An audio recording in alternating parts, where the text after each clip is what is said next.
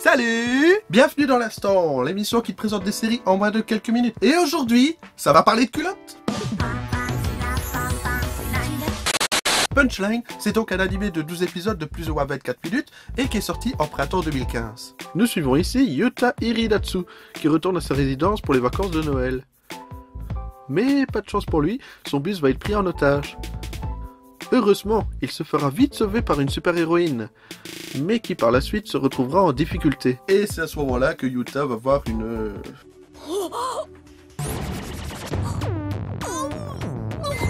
Ce qui réveille en lui un pouvoir qui va lui permettre de retourner la situation.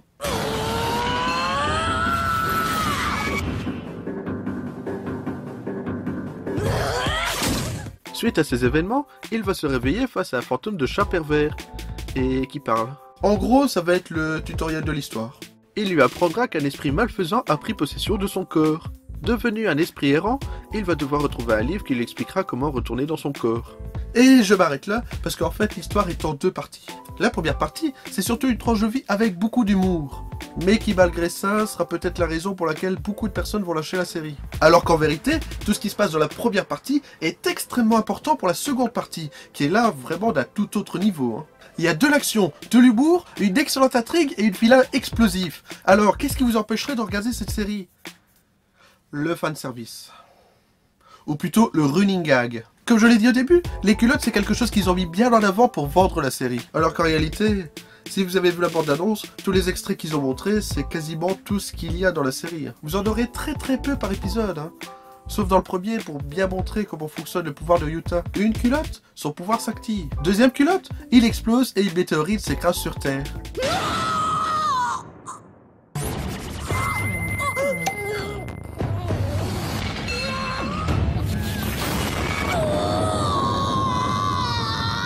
Pourquoi? No spoil. Donc vous l'aurez compris, les culottes c'est important pour faire apparaître ce running gag. Mais pas au point de faire de la pub là-dessus. Ça lui donne une fausse image que vous n'auriez peut-être même pas eu en terminant cette série. Par contre, la chose qu'ils auraient pu faire autrement, c'est les coupures entre les épisodes. Car encore une fois, c'est pas vraiment représentatif de la série. Ouais. En bref, Punchline, c'est un excellent animé, qui a même été pour le coup mon coup de cœur du printemps 2015.